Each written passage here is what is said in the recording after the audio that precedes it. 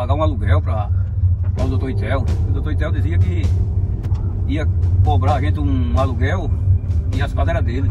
E eu, sem entender nada, não assinamos porque nunca tinha visto aquele homem. Do nada apareceu.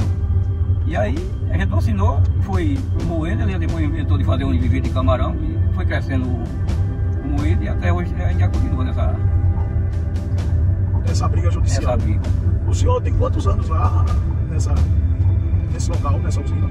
Eu tenho 42 anos que eu moro lá com meus pais, mas tem muita gente lá que teve gente que plantou os pés de árvore, que está lá, de avó, mãe, pai, que foram passando de mãe para filho, tem geração de netos, muito mais bisnetos, muito antes do que eu, e eu com 42 anos nunca tinha visto um negócio desse lá, planto lá, crio minha família, vivo da agricultura, e chegou esse homem com esse documento, e agora mais recente vem chegar essa hora de despejo, eu não sei, baseado em quê. Ou seja, o senhor chegou lá ainda jovem, não é isso? Eu cheguei lá com 14 anos de idade. Aí lá o senhor ficou raízes, casou, teve filhos. O senhor tem quantos filhos? 3 filhas. 3 filhos. E sempre conviveu com dinheiro dali, que o senhor produziu lá. Quer dizer, trabalhei na usina, no campo rural, campo de fala rural, plantando cana, carregando bandeira, quem é do meu tempo sabe. Eu até falo, brinco, e trabalhei de cambiteiro. A turma pergunta o que é cambiteiro. Cambiteiro não é nada mais que botar um negócio no burro, botar as canas no burro para fora. Hoje tem máquina, tem tudo. Aí criei lá, trabalhei na indústria ainda. Quando ela veio falir, fiquei trabalhando no roçado, nas terrinhas atrás de casa, e continuei até hoje, até a data de hoje, ainda pronto.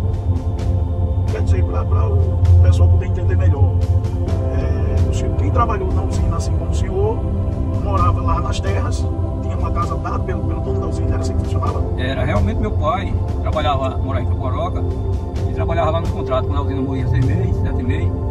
Então ele vinha trabalhar, quando ela parava ele voltava, mas acidentou-se na usina e na cadeira, foi queimado, nas cadeiras lá.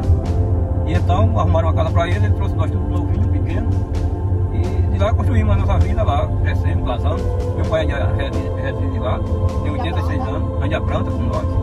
Então a vida foi construída lá e não sei como sair da terra sem ter para cá.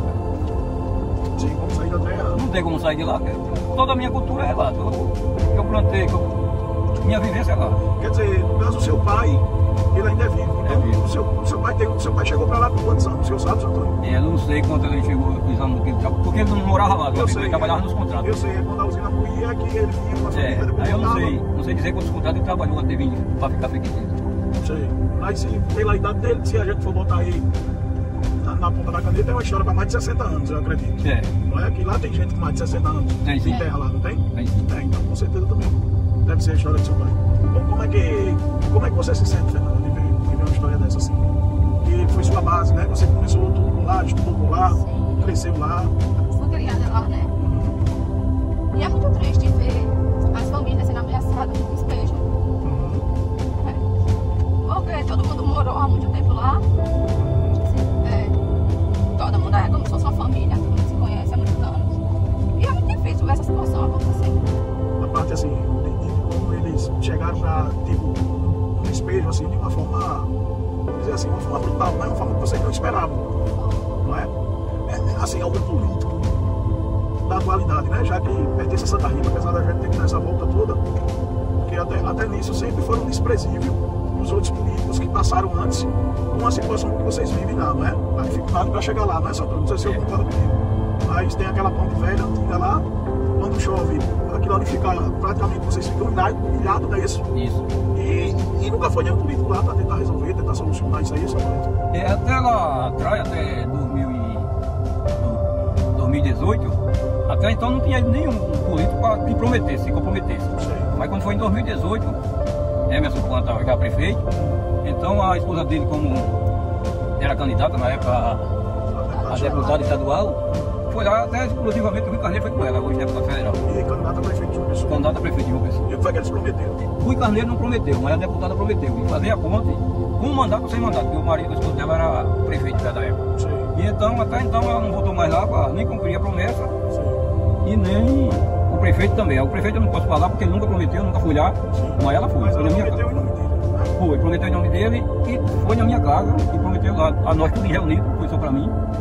Então até mais ela não apareceu.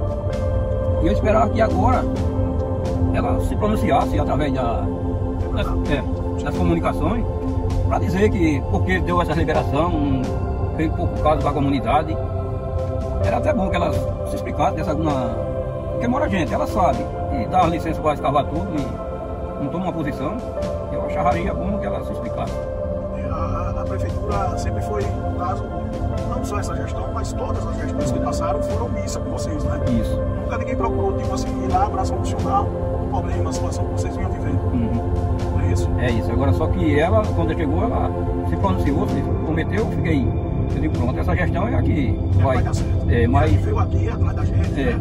eu acreditei muito, mas foi a que deu a liberação para o homem fazer o viver, para destruir o resto da comunidade. Entendi. No caso, essas liberações elas foram dadas pela própria prefeitura. Pela prefeitura. E antes disso, dessa situação, já havia chegado a algum tipo por ali mesmo, um comentário que isso aconteceria, de alguém fazer questão pela terra, ou vocês se sentiam de fato de direito proprietário da terra? Eu achava que assim que não vinha mais nada, eu até já pensava em pegar assim um uso campeão, para trabalhar nas terras, e não fui, até eu já acreditava que a gente por lei já até achava que era normal já a gente ficar, e uma surpresa dessa, eu acho que ninguém esperava, nem no mais negro que existe esse lado, não esperava por isso.